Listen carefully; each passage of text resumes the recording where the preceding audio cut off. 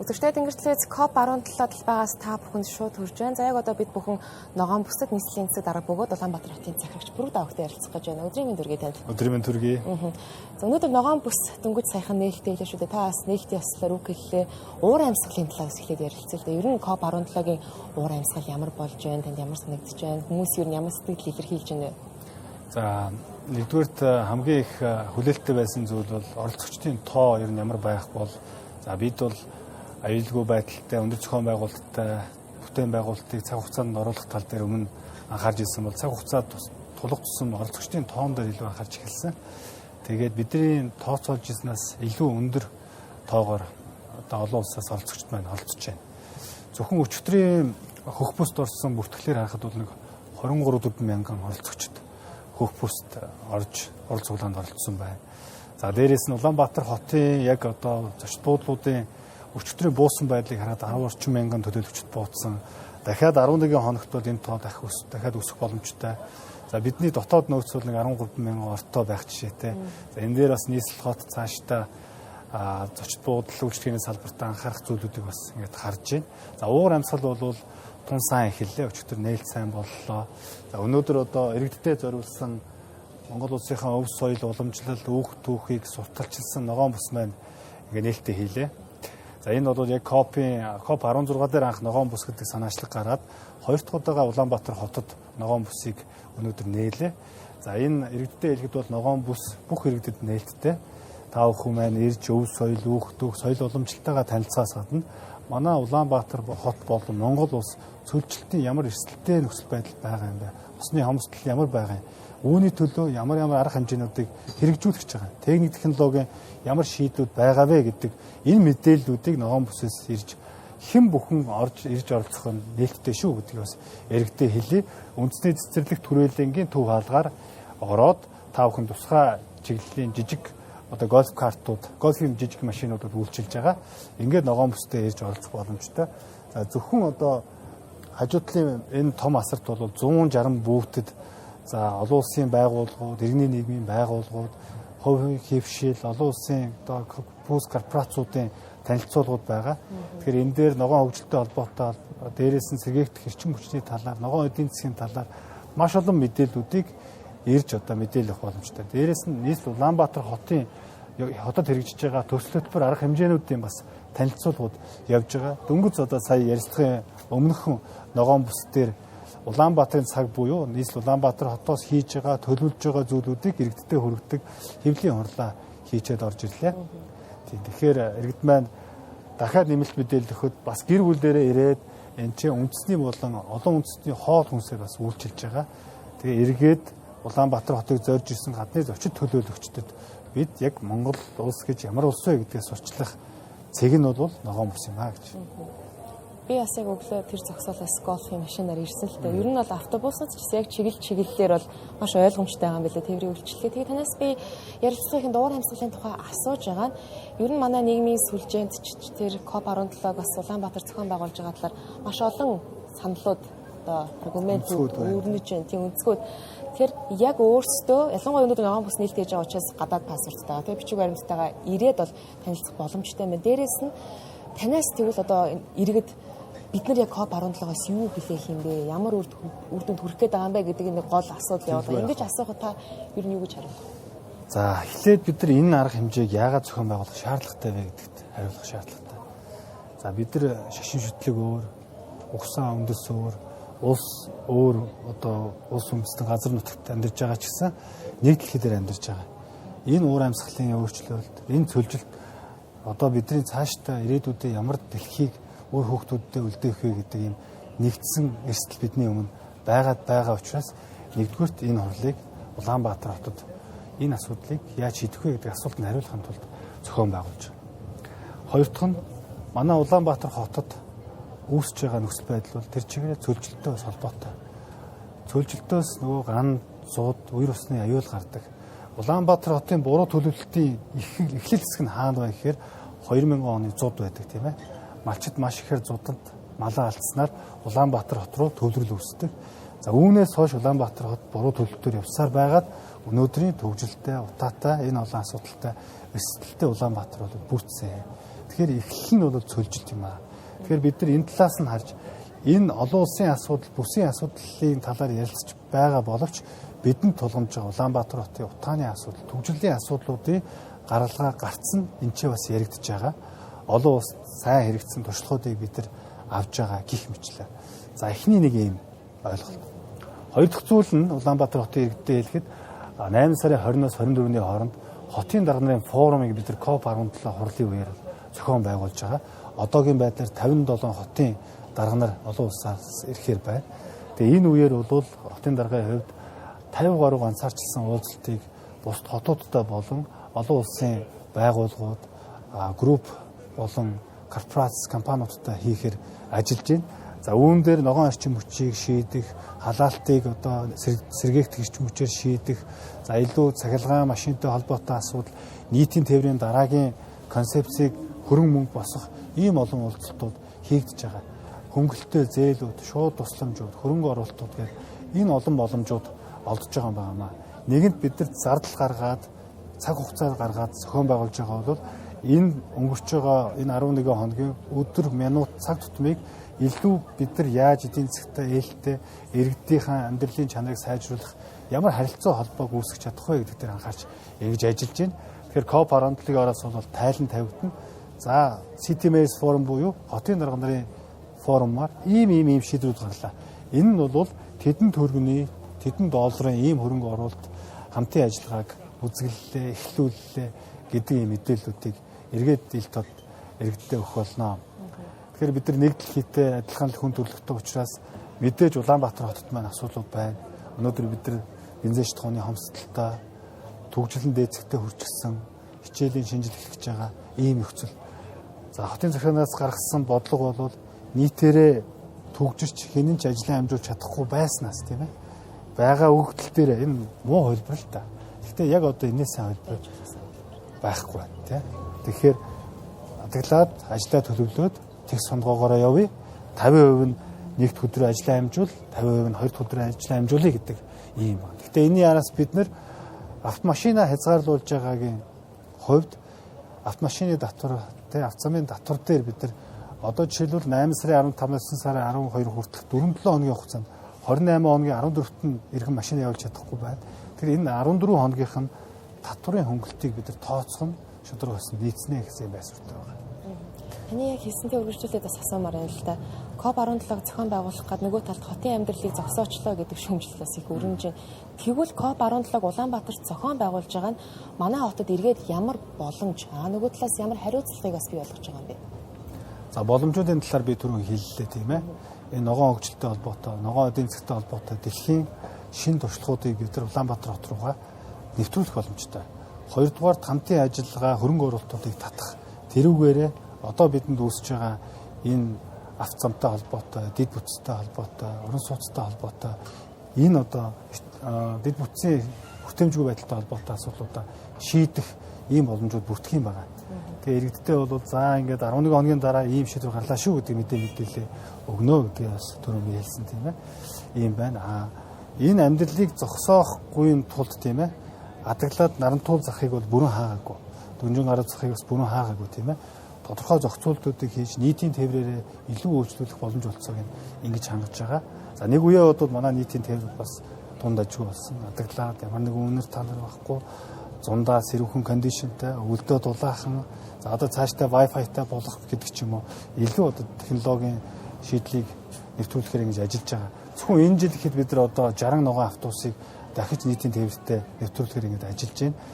Эргээд машинаас илүү нийтийн тээвэр нь илүү юм шүү гэдэг ийм концепцээр манай баг хамт олон бол ажиллаж байгаа. COP17-гийн үеэр ер нь олон улсын хөрөнгө оруулалтыг татах санхүүжилт босгох гэдэг маань өөрөө эргээд бас яг хүлээгдэж байгаа гол үр дүн энэ айлч COP-д байдаг байх л та. Гэтэ тэр бас яг санагдаж байгаа шиг тийм амархан биш юм шиг байна. Тэгвэл таны хувьд ер нь яг одоо хөрөнгө оруулалт татах яг гол юм олон улсын хамтын ажиллагаа төслүүдийн талаар мэдээлэл ер нь байна. Ялангуяа нийслэлийн хувьд. За бид бол дэд бүтээц, орон сууц, автозам та холбоотой эрчим хүчтэй холбоотой төслүүдийг бол ил тод нээлттэй хамтын ажиллагаан дээр сан сонсоход бол бэлэн байгаа гэдгээ бол. Гэтэ энэ процесс бүр 3 сарын өмнөөс эхэлсэн. Тэгэхээр бидний өнөөдрийн энэ COP-оор зурдах санамжч гэрээнүүд бол 3 сарын өмнөөс бэлтгэл ажлаа хангаад бие биен рүүгээ төсөл хөтөлбөрүүдэд явуулаад зөвшөлтсөд яваад энчээ боогдож ирж байгаа гэсэн үг. Тэгэхээр гэрийн даалгавар бол нэлээд сайн хийсэн учраас тун дажгүй гэрээ контрактууд байгаа. Зурсныхаа дараа зарлаа. Өөрчлөлт зарлах боломж байхгүй. Яг л нөгөө тал маань ирж зурснаар албачих учраас бид нар өөрчилж бас мэдээлэл өгөх боломжгүй байгаамаа. Ер нь бол хотын эрх зүйн байдлын тухай хууль батлагдсанараа хот бие даасан байдлаар хотын эдийн засгаа бүрдүүлэх боломж олцоотой болж байгаа. Ингэснээр бид нар бонд гаргах, төр үеийн түншлэлээр хамтаж асуудлуудаа шийдэх юм боломжууд бүрдэж байгаа. За нийслэл Улаанбаатар хот бол одоо нийт улсын дотоодын нийт бүтээгдэхүүний 70%, нийт аж ахуйн нэгжүүдийн 80% нь Улаанбаатар хотод байдаг. Тэгэхээр хотын удирдлагын баг бол хотын эдийн засгийг яаж сайжруулах вэ? Энэ эдийн засаг яаж иргэдийнхээ амьдралын чанар руу орох вэ гэдэг талаас нь илүү их анхаарал хандуулж байна. Хэрвээ бид нар нийт төсөл арга хэмжээнүүдийнхээ хөрөнгө оруулалтын 93%-ийг төсвийн зардлаар хийж байгаа юм бол тэр нь гадагшаа явдаг биш, үндэсний байгууллагууд руугаа ордог байдлаар тэгжиж бид нар иргэдийн амьдралын чанар руу боломж олцоог нь үүсгэх ийм арга замыг хайж ажиллаж байна. Нөгөө талдаа 7% байгаа төсвийн бус энэ хөрөнгө оруулалтуудыг бид нар яаж 10, 15, 20% рүү хүргэх вэ гэдэг дээр COP17-гийн энэ хурал маш том боломж олгож байгаа гэдгийг бас хэлмээр байна. Тэгэхээр одоо энэ бүтээн байгуулалтууд бас манай нийслэл хариуцж хийсэн зөвхөн энэ төрөөсөж байгаа томоохон объектуудаас бусад дотоод засал бүх одоо гүйцэтгэлийн ажлуудыг үндэсний компаниуд маань хийсэн. Тэгэхээр энэ гарч байгаа зардлууд бол дийлэх нь Улаанбаатар хотод үлдэж байгаа. Дээрээс нь бид нар эргээд энэ COP17-гийн араас үндэсний цэцэрлэгт хүрээлэндээ 650 машины зогсоолтой, цэвэр ус, бохрын шуумны дэд бүтцтэй, 2 том одоо боловсон нойлтой, томоохон арга хэмжээ зохион байгуулах 2 том гэртэй, ийм одоо ногоон одоо байгууламж, усчуулалтын системтэй юм сайхан талбайтай болж байгаа. Тэгэхээр энэ бол 12хан өдөрт зориулсан дэд бүтц бүтээн байгуулалтын ажил биш. Эргээд бид нар үүний араас яаж энэ олон нийтийн арга хэмжээг энэ зохион байгуулдаг, иргэд маань чөлөө цагаа өнгөрөөдөг ийм ногоон бүс болох вэ гэдэг дээр 3 хөлбөр бэлтгэсэн байгаа. Тэгээ бид нар бол COP17-гийн араас иргэдийн хурлаараа хөлбөрүүдэд оруулж батлуулж ингээд иргэдийн арга хэмжээг зохион байгуулдаг бас нэг шинэ ийм бүстэй болж байгаа гэж ойлгож байна. Та ногоон эдийн засгийн талаар асах дурдлаа л та. Өчигдөр ерөнхий сайд бас ярьж ирсэн. Ер нь энэ ногоон дата төвүүд те ногоон эдийн засаг, ногоон эрчим хүчид бол одоо шилжихээр ялангуяа энэ хурал дээр бас манай улсын зүгээс санаачилж лобби бас хийж байна. Улаанбаатар хот албан бус тоогоор 70% нь гэр ороолол гэдэг статистик 60%. Тэгэхээр яг энэ гэр орооллын бүс нутгийг бид нар ер нь ногоон эрчим хүчид шилжүүлэх тэр санаачлага хэрэгжихэд одоо тэ хэр одоо хурдтай хэрэгжих боломжтой байна, сорилтууд юу байна вэ?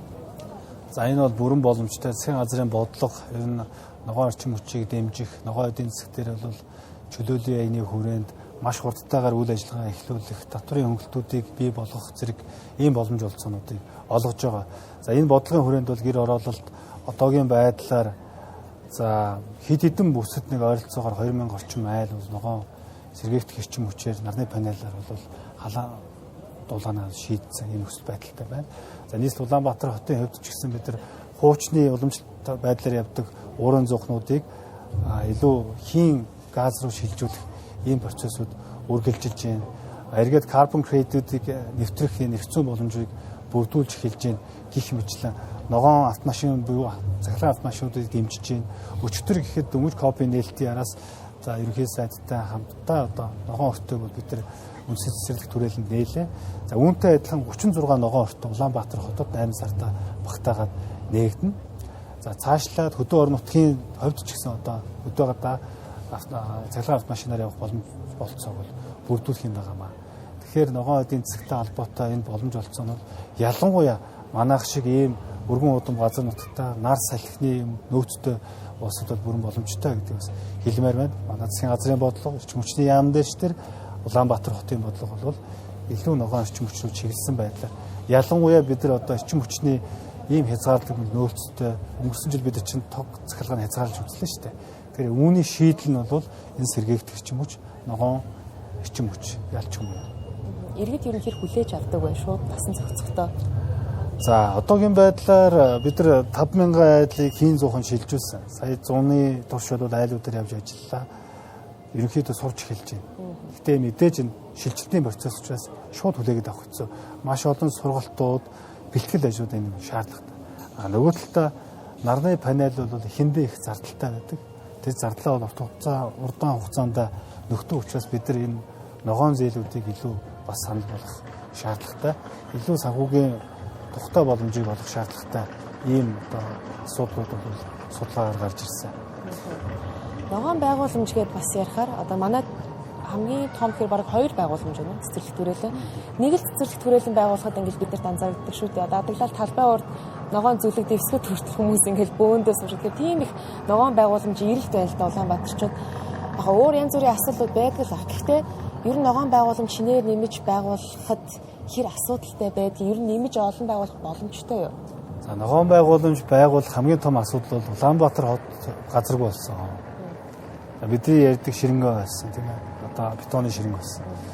Тэгэхээр хотын даргын одоо хамгийн ихний бодлого бол нягтршил ихтэй бүсэд дахиж өндөр байшин байруулахгүй түүнд ногоон байгууламж эсвэл сургууль цэцэрлэг байруулна гэдэг ийм бодлогыг баримталж байгаа. Тэгэхээр йогийн парк байна, mëсэн цэцэрлэг түрээлэн байна. Энэ бол хотын иргэдтэй үнэхээр сайхан одоо уур амьсгалыг бүрдүүлдэг. Тэгэхээр одоо хамгийн том хийгдэж байгаа дараагийн төсөл маань бол Жуккийн 6000 м2 ногоон байгууламж байгаа. Хуучин барилга барахаар авсан байсан газрыг бид нар одоо ажлаа авсныхаа дараа цуцлаад ногоон байгууламж болгосон. Угцсан байсан нүхийг дүүргэсэн байгаа. Энэ одоо намартаа багтаад шинэ ногоон байгууламжид орно. Үүнтэй адилхан 31 цэг дээр бид ногоон байгууламж барихаар төлөвлөж байна. За ногоон нуурын мөн одоо хаан банктай хамтарч байгаа ногоон байгууламж явж байна. За ганданд бас ногоон байгууламжийн асуудал байгаа. Баянгол дүүрэгт байгаа, Согин хархан дүүрэгт байгаа. Одоо илүү Баян зүрх болон Сүхбаатар Чингэлтэй дүүргүүд рүүгээ чиглэсэн ногоон байгууламжуудыг явуулна. Бид нар байгаа нөөцөн дээр одоо бүх газруудаа скан хийж үзээд ногоон байгууламж барих боломжтой 31-ийг тодорхойлсон байна. Тэгэхээр эх жил ихэд бид нар 27 онд дор хаяж 12 ногоон байгууламжийг нээлттэй хийнэ. За 27 оны төсөвчсөн илүү ногоон тал руугаа, илүү явган өн рүү чиглэсэн тал руугаа, илүү аюулгүй байдлыг бий болгох тал руугаа чиглэсэн ийм төсвийг бол бид нар бүрдүүлж эхэлж байна, төлөвлөж байна. Бидний сүүлийн асуултыг асуу. Бид ярилцах цаг бас дуусч байна. COP17-г ингээл их олон их том төсвөөр ингээл зохион байгуулж ингээл тэ гадны үйлдвэрлэгчид байна гэж явдаг. Гэтэ ингээд дотор нь ороод харахаар манай үндэсний үйлдвэрлэгч, үндэсний үйлчилгээ үзүүлэгч хүмүүс байна. Тэгэхээр эргээд бидний эдийн засагт энэ маань хэрхэн үр өгөөж өгч байгаа. Тэр талаар танд магадгүй тоо статистик биш гэхэд энэ багцаа мэдээлэл байгаа. Багцаа мэдээлэлүүд байна. Би түрүү хэлсэн зөвхөн энэ түрээсэж байгаа энэ төр байгууламжуудын бусад бүх гүйцэтгэлүүд үндэсний компаниудаар хийгдэж байгаа. Тэгэхээр энэ мөнгө нийт төсвийн одоо дийлэнх хувь нь бол үндэсний компаниудад үлдэж байгаа. Тэнд ажиллаж байгаа хүмүүсийн цалин болж хөрөнгө оруулалт үзүүлж байгаа гэсэн. Энд чинь үйлчлэгээ дээр байгаа энэ хоол, хүнс, кофе, бусад бүх зүйл бас манай үндэсний одоо хувийн хвшлүүд оролцож байна. За энэ COP17 бол бас монголчууд олон улсын хэмжээний хурал цуглааныг тэр стандартыг хангаж хийж чадах хүний нөөцтэй юм аа. Бид зохион байгуулалттай үндэстэн шүү. Бидэнд нэг ийм чадал чансаа байгаа гэдгээ харуулж байгаа бас нэг тод илрэл юм болов уу гэж яг монгол хүний хувьд энэ бүтээн байгуулалтын процесс сая хурал ихсний ардах одоо уур амьсгал гадаад дотоодоос ирсэн зочдын сэтгэлийг сонсоход энд ажилласан бүх залуучууд сайн дурынхан гүйцэтгэгч компаниудаараа бас бахархах манай үндэсний чадвар чансаа дээшилж байгаа болов уу гэдэг итгэл найдвар бас төрж байгаа гэдгээ хэлмээр байна. Тийм. Гэтэ одоо бид дахин 11 хоног байгаа. Байн одоо өндөр зохион байгуулалттай байх шаардлагатай. Эхлэл хэсэгт бол ийм мэдрэмжтэй байна. Нөгөө тал дээр бол би өчигдөр хэлж ирсэн. 20 орчим мянган энэ оролцогчид Улаанбаатар хотод байх хугацаанд манай зочдууд, манай ресторанууд, манай худалдааны төвүүд үйлчилж байгаа. Өчигдөр ингээд их дэлгүүрээр ороход дандаа одоо манай COP-ын зочд маань сүмнэр авцсан. Уулзахад аль одоо худалдааны төвөөр орох юм бол сүмнэр байдаг вэ? Орой аль клуб, night club нь гоё вэ? Аль клуб руу орол зүгээр вэ? Аль нь хаана underground bar байна вэ гэх мэтлээ асууж байгаа. Тэгэхээр энэ болгонд л манай хотын эдийн засгийн зах зээлийн эргэлтүүд илүү сайжирч байгаа л гэж хэлж болно. Бухимдуулж байгаа асуудлууд байгаа, ойлгож байгаа хэрэгтнэр. Гэтэ одоо нийс хотын зүгээс бид аль болохоор та бүдтэй төвөг удахгүй илүү тухтай байх тал дээр нь тооцоо судалгаануудыг хийх болно гэдэг бас хэлмээр. Мэдээлэл өгч цаг гаргасан танд их баярлалаа. Баярлалаа. Үзэгчтэй Тэнгэрлэгээс COP17-аас та бүхэнд шууд дамжуулан өргөж байна. За бид студид нийслэлийн засаг дарга бөгөөд Улаанбаатар хотын захирагч Пүрэв Завгад ярилцлаа.